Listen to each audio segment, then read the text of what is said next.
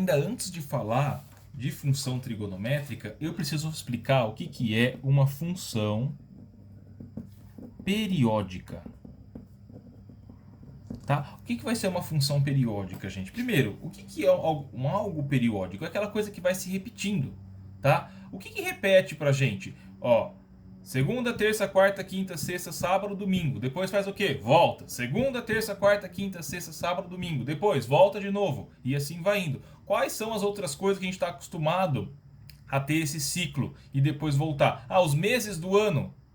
Tá? Janeiro, fevereiro, março, abril, dezembro. Depois, janeiro, fevereiro, março, abril, vai até dezembro. E assim vai seguindo. Tá? Vamos tentar um outro exemplo. A hora também, né? O dia, né? Vai de 0 até 24 horas. Depois de novo, de 0 até 24 horas. Depois de novo, de 0 até 24 horas.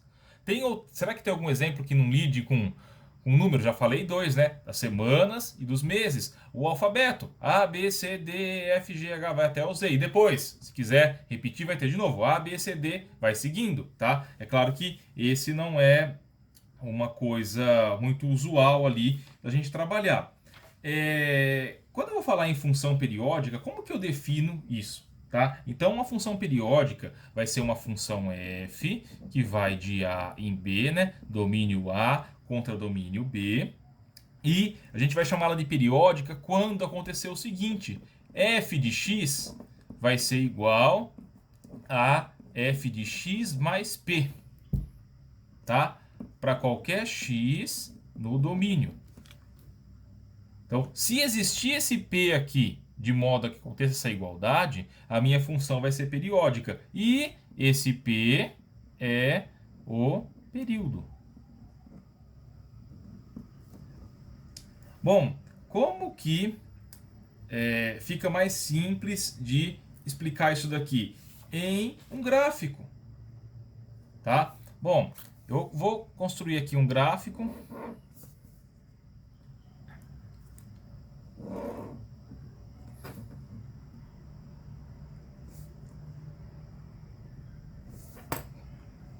Então ele vai fazer assim, ele começa no 1. Depois ele vem para o menos 1. Tá? Então, ó, a imagem do 0 é 1, a imagem do 1 é menos 1, a imagem do 2 vai ser 1, a imagem do 3 vai ser o menos 1, a imagem do 4 vai ser 1, a imagem do 5 vai ser o menos 1. Então percebe o que ele vai fazendo, ó. Vem aqui do 1, depois ele vai para menos 1, depois ele volta para 1, depois ele vai para menos 1, depois ele volta para 1, depois ele vai para menos 1. E assim vai seguindo, tá? Assim ela segue infinitamente. Quanto que vale f de 0? Vale 1. Quanto que vale a f de 1? Vale menos 1. Quanto que vale a f de 2? Vale 1. Quanto que vale a f de 3? Vale menos 1. Quanto que vale a f de 4? Vale 1. Quanto que vale a f de 5? Menos 1. E assim ela vai seguindo, tá? f de 6 vale 1. f de 7 vale menos 1. Será que essa função se enquadra aqui nessa lei de formação? Qual que vai ser o período? Então vamos lá. f de 0 é igual a f de 2.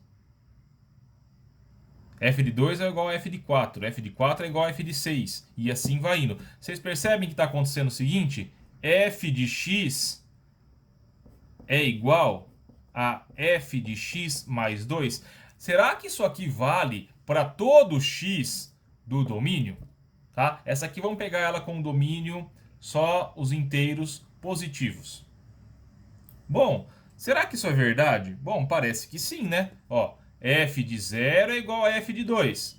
f de 1 é igual a f de 3. f de 2 é igual a f de 4.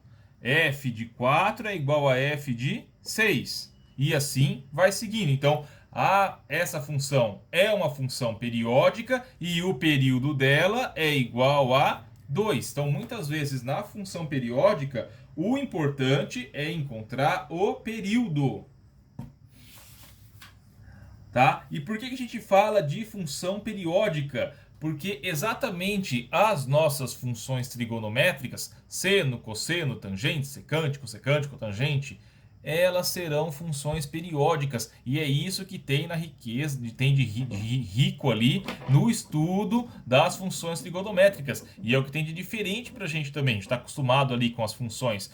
A gente estudou esse ano função, afim, função quadrática, função modular, função logarítmica, função exponencial, tá? Só que nenhuma dessas eram periódicas, a menos que a gente mexesse ali na lei de formação dela. Ó, dá para tornar algo ali periódico? Dá sim, mas ela fica definida por várias sentenças, fica um pouco diferente. Agora, as trigonométricas não, definida ali, f de x igual a seno de x, f de r em r, vai ser periódica. E aí eu tenho um grande estudo em relação a isso. Agora nós falaremos sobre funções trigonométricas. Tá? Então, finalmente, vamos chegar no tópico de funções, que é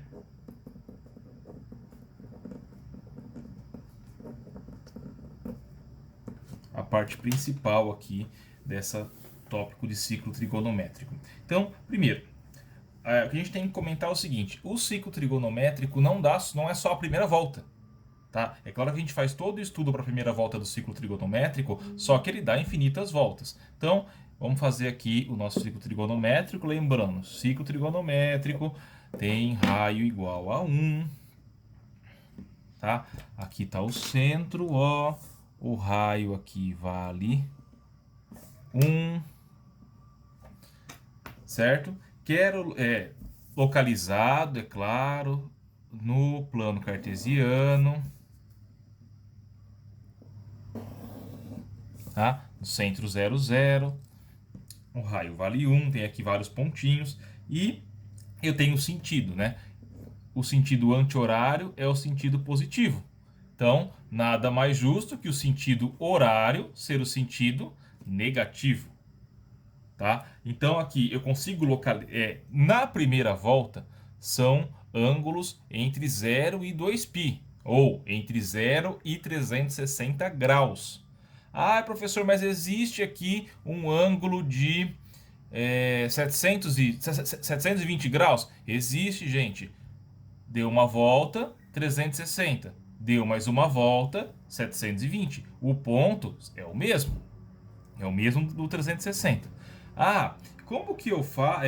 Porque seria muito pobre a gente definir uma função falando só da primeira volta do ciclo trigonométrico, entre 0 e 2π. Eu quero uma função que vá de reais em reais, para ter o maior domínio possível. Tá? Então, por isso que a gente vai falar das demais voltas do ciclo trigonométrico. Então, como que eu faço para localizar um pontinho que não esteja na primeira volta? Vamos lá. Aliás, eu quero o 500 graus. Onde que está o 500 graus?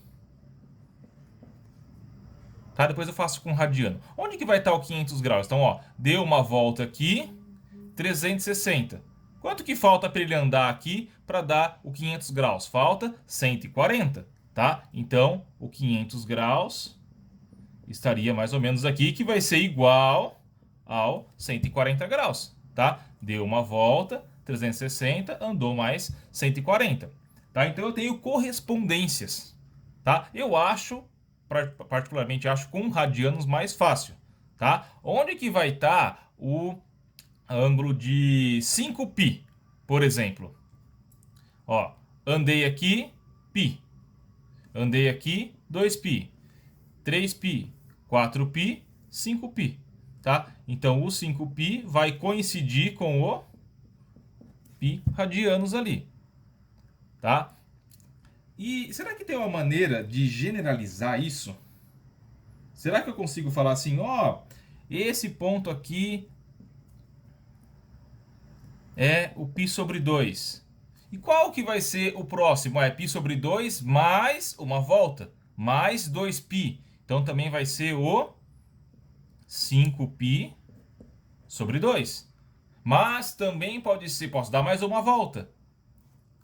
Vai ser o 9π sobre 2. Então, de maneira geral, como que eu faço para dizer que ponto que vai ser esse aqui com todos os correspondentes dele? Vocês percebem que tem infinitos, porque são infinitas voltas, tá? Então tem que ter uma maneira algébrica de escrever isso mais simples, tá? A gente fala assim, esse ponto aqui, esse ponto P, ele vai ser o quê?